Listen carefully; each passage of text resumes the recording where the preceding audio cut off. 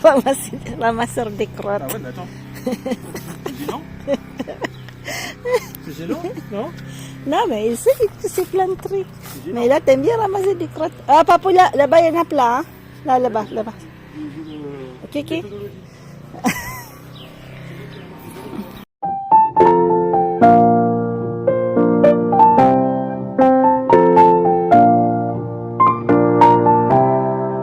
Good morning po. Ayan. Medyo malumlum today. Ayan mga manok. Ayan mga manok. Ayan. Bali today po magtitreat po tayo ng mga roses. Kasi yung leaves nila po parang may mga something no. May aphids no. So, ang tinitreat ko lang po ay ang ginagamit ko lang na treatment ay sodium bicarbonate. Ano po yun? Baking soda. Tsaka vinegar lang. Yan. Ano lang yan. Hindi ko na namin i-mix. Hindi gaya ng iba pong may pang measurement pa sila. Mas bumili ako ng mumurahin na vinegar na po. Eco Plus. Kasi syempre pang ano lang naman, pang halaman. Yan lang po yung na-spray ko sa mga leaves ng mga natin ng vegetables para maging organic siya na po. So almost hindi po tayo nag-use ng chemicals na po. So usually baking soda, white vinegar, brown sugar, salt, no, yung rock salt, tapos yung eggshells, yung Mardi Cafe, yung nung cafe namin na po, yun, tsaka yung peel ng banana. Yan lang po yung mga ginagamit ko dito sa natin, no, tsaka tayo ng manok sa ating garden. So maging flowering plants po yan or vegetable plants, yan lang po yung ginagamit ko. So wala po tayong masyadong chemicals na ginagamit. Although may binili din pala kaming pampataba, no, yung na nabibili. Sinabi kasi sa amin ni George na kailangan din daw yun. So linalagyan ko din siya ng konting gano'n na pampataba. So hindi talaga, syempre hindi ganon, pero konti lang po yung nilalagay ko na ganon. So usually talagang more on, ngayon may manok na po tayo, so more on tayo ng manok tayo, kaya pinapatuyo ko muna yan sa isang side bago ko ilagay, kasi syempre matapang na po. So ayan, medyo walang hangin, hindi po siya malamig. So back to the garden po tayo. Dito ayan, naalisin natin itong mga to today. Ayan. Kaya lang din na tayo kasi wala nang harang dito. Kita na tayo ng mga tao. Joke. Ayan. Ayusin natin yan.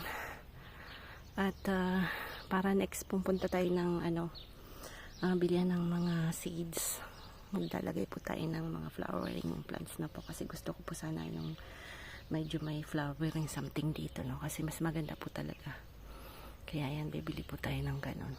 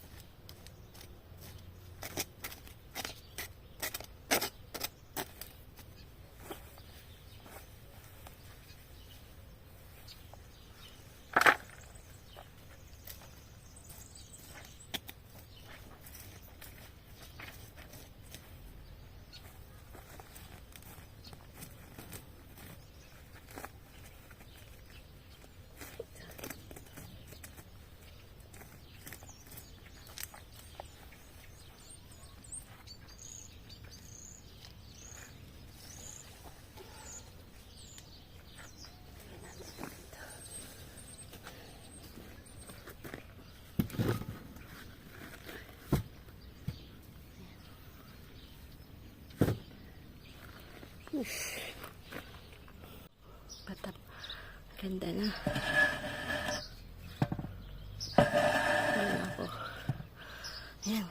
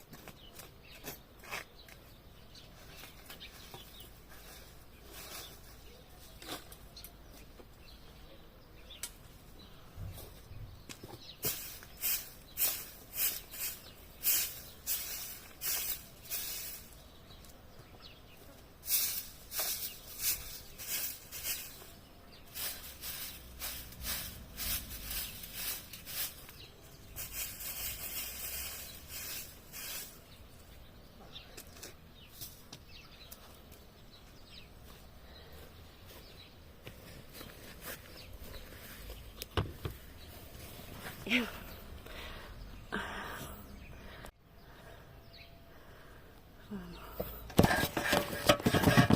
Init na po. Sobrang init na tuloy. Pinagpapawisan na ako. Ayoko pa naman pinagpapawisan na ako. Parang matagal ako di pinagpawisan. Uy, sino to? Bagong tina ah. Joke. Ayan. Happy gardening po sa lahat. Ayan. Linis na. Ayan, mint lang yung tinira ko. May mga dahon-dahon pa rin doon na konti ah. Ayan, at least malinis na po. Gusto kong taniman sa gilid ng flowering plants na po. So, well, hindi lang dito pumupunta yung manok. So, pwede na po ako magtanim dyan sa gilid. Para at least meron po akong parang flowering na po. Mas gusto ko yung ganon. Ayan, mas maganda. So, naisip ko pa kung ano itatanim ko. Para mas medyo konti yung ano po, yung mga ano po, ligaw na damo. Ito na, dito na tayo next. Kukuha po ako ng leeks. Magta-tart po ako ng leeks mamaya. So, kukuha po tayo niyan. Tapos mag-start na tayo. Magtatanim muna kaya ako ng mustasa. Tingnan ko po kung tutubo yung mustasa. Natatakot po kasi akong baka frost na konti. So, gusto kong hintayin ng May. Kaya lang pag after naman is very, very cold na naman. Very cold ng minsan kasi mga May nagpo-frost pa po, no? So, tingnan natin na kaya lang parang init na rin eh. Ngayon, naka-t-shirt lang ako today. Sa kitchen. Since pong mula kanina nasa garden po ako, yan, yung natira po kahapon na chicken, gagawin ko lang si Sam ng ng fried rice. So, hinalo ko po yung Chinese chorizo. So, may mark kaming binibili kasi yung iba matataba masyado na po. So, yan. Yan po isasahog natin sa fried rice. Tapos, si Frank naman gagawin ko po siya ng atay. Yung atay po dito ang ganda kasi nakahiwalay na, malinis na po siya. So, lagi po kaming bumibili niyan. Yung isang box, nakalagay po siya sa ganito, no? Nakalagay sa ganito. Hindi ko pwede nakita kasi baka makapiright. Ano po siya, 2 euro, 1 euro something. So, depende po kung ilang grams na po. So, lagi akong bumibili niyan pag nag-grocery kami. Pinipreserve ko na lang po siya. Parati akong may 3, ganyan. Kasi, paborito ko yung atay ng manok na po.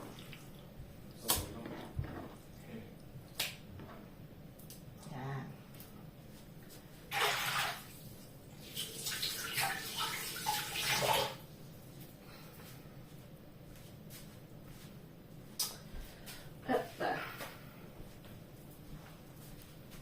Sa garden po, puro mabilis ang luto kasi syempre busy sa doon. Pag busy ka, syempre hindi ka talaga minsan nag-outdoor cooking po ako. Para at least nandun yung kaya lang mabusisi rin po kasi lahat dadalhin ko doon. Wala po kasing water doon. May water kaya lang hindi yung pang lang sa garden. Pang garden lang siya po. Na kay Papa, kay Tamputo. Lagi. Pang tsaka sa akin pala. Lalagyan po natin ng turmeric na po. Kasi yung turmeric maganda sa liver.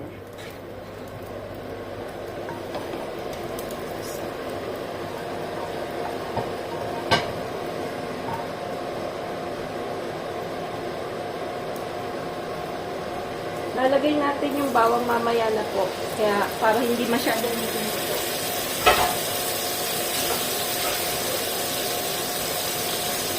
Para hindi po siya magtutong na.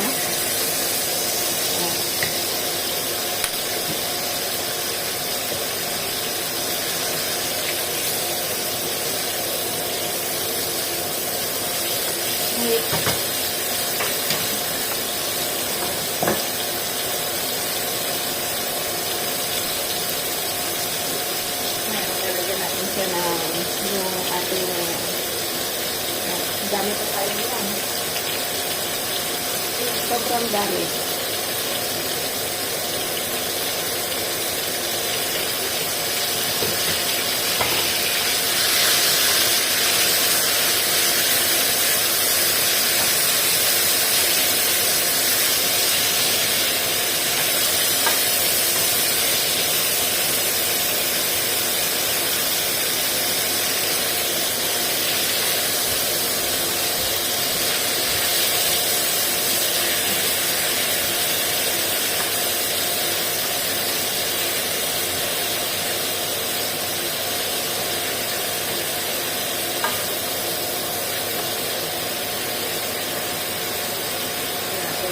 Toyo.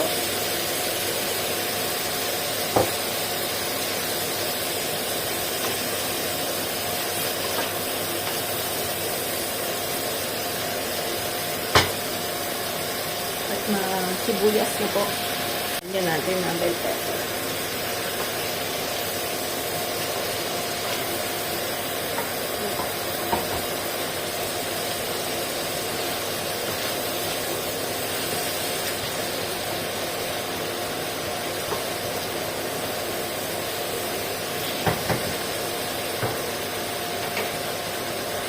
Maglagyan natin ng sibuyas.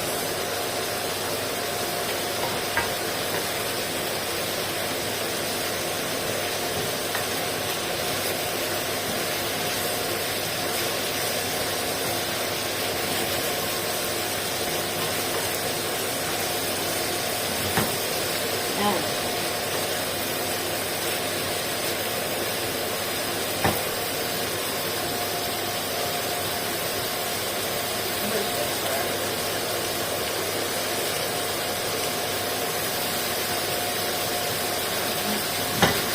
Bantay-bantay lang natin. Kunti lang na-apoy na po. Dito na tayo sa kabila. Maga pa naman. Ano oras pa lang. Ito naman.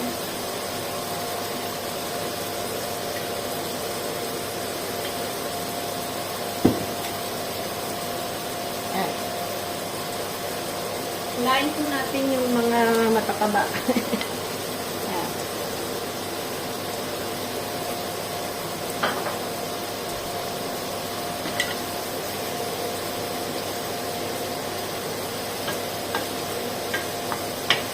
Normally si Frankie dapat masyado ng mga oily na po. So, okay.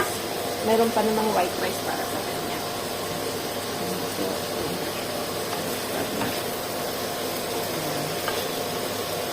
olive oil po maganda sa kanya. So,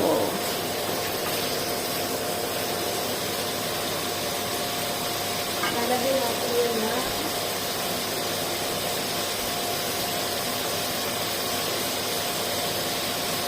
lalagyan po natin to ng tofu.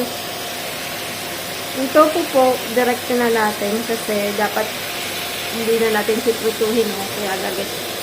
Hindi niya masyadong gusto yung ganyan pero okay lang. Kasi medyo bawal sa kanya yung oil fats. Olive oil lang.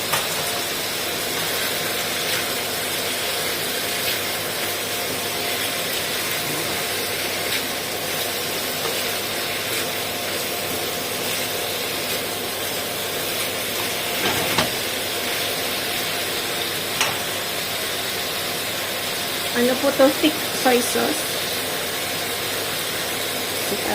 Napadami yung kurkuma.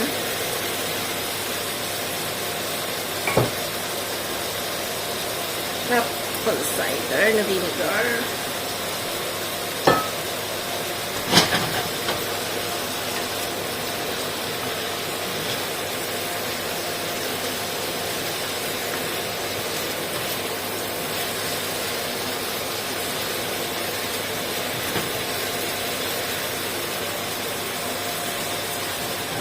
Pinainaan natin.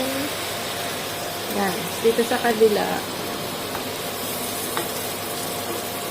Yung Chinese chorizo, tsaka chorizo ng Spain, no? Medyo mataba din ng konti yan. So,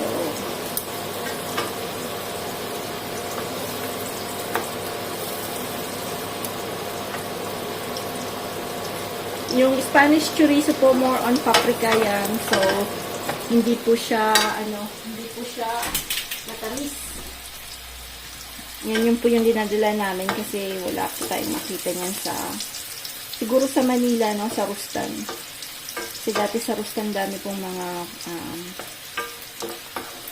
European na po, no. Kaya lang mamahal syempre kasi imported. Nung nagtrabaho ako sa Rockwell, may Rustan doon na maliit. Ang daming cheese. Kaya lang syempre dyan mahal. Kasi pang mayaman eh. Joke. That time. Hanggang tingin lang tayo. Syempre.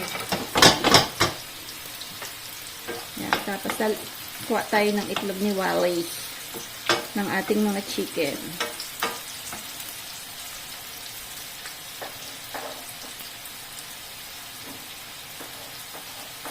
Lalagyan natin ng ngayon lang ng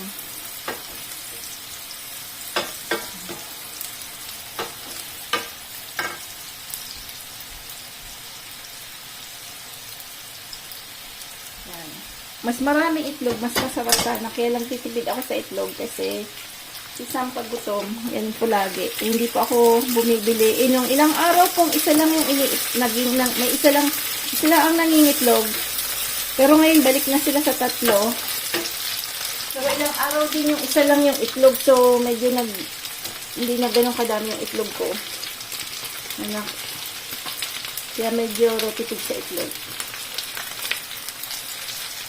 Mamaya pa naman magka-tart. Kailangan ko ulit ng egg. Ano nga pala, gusto ko rin mag-cake. Aba, hindi naman na tayo mag-cake. Wala na palang egg. Nakalimutan ko. Ikabi natin. Lagyan natin ng thick soy sauce na po.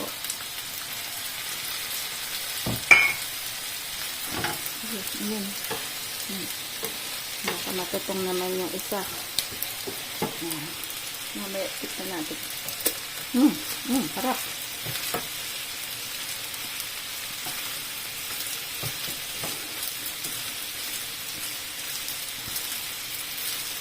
Nagdagan natin yung tofu kasi harap ng tofu eh. Doon, kabila.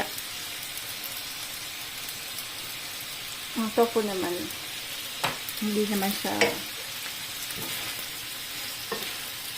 fragile. Ayan. Pag dobulan talaga. Ang camera natin tabingis.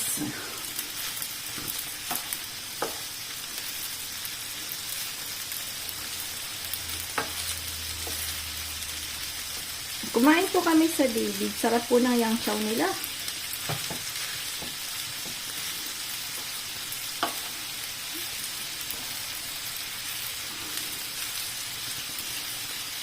Sabi ko nga next time. Medyo mas mahal siya ng konti. Pero actually, sulit. Kaysa yung sa ibang mga po, na hindi na ganun kakasarap yung mga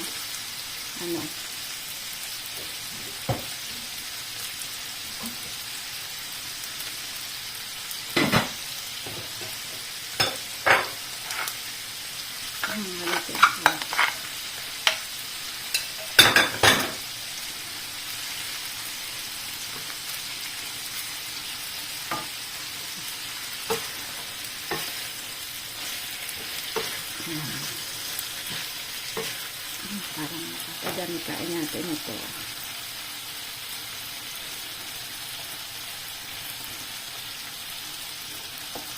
Mamaya po bili ako nang wala na po kami ng gruyere, yung panglalagay ko sa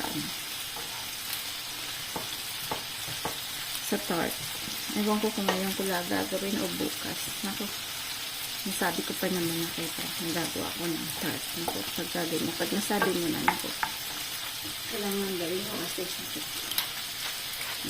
sinabi mo na gagawa ko tapos hindi naman yung ginawa. Diba? Yan. Nakalimutan ko yung chicken. Nagkating. Yan. Chicken ko po yun. Daming sahog, ah. Dapat mas, na ano yun, kasama ng chorizo. Nakalimutan. Hayaan mo na. Yun talagang buhay. Tumatanda. Ayan. Lalagyan natin yan ng greens. Pakita ko kay Frank yung ginawa ko. Viens voir Pépette. Viens voir. Viens voir.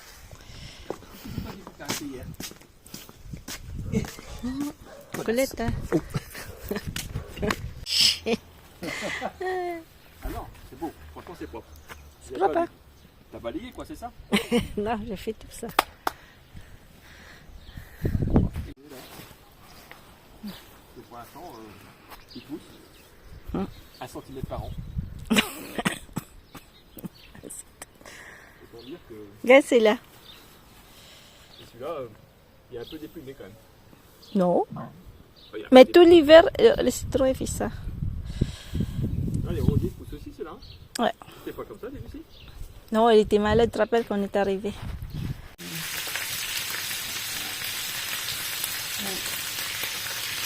Parang hindi masyadong... Masarap kasi yung ginger na...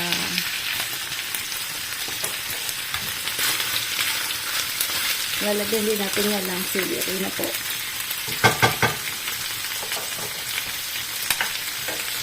Wala. Kababa.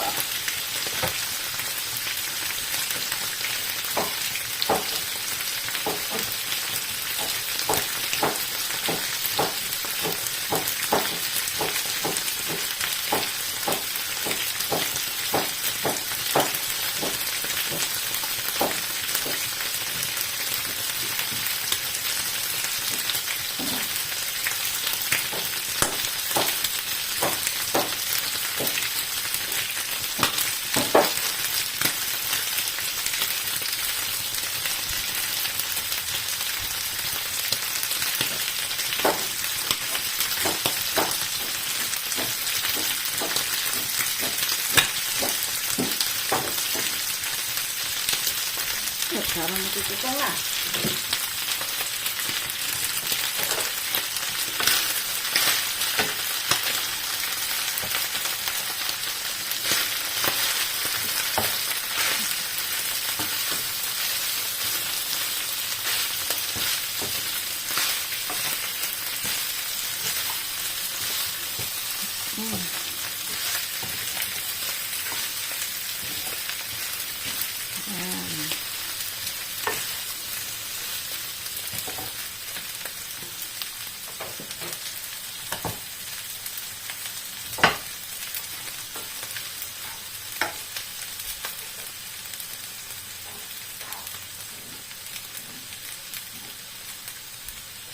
And then, sa kapila, nalagyan din natin ng yan, sobrang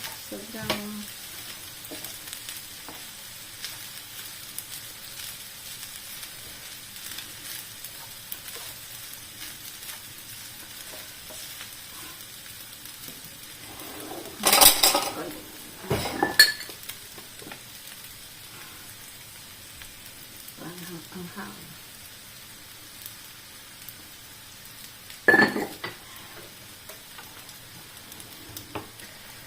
Ayan, sana masarapan. Ayan. Mas maganda kasi huwag masyadong luto-luto yung mga arnats na po para makakuha tayo ng mas madaming nutrients. Ayan, bon appetit! Bon appetit sa lahat!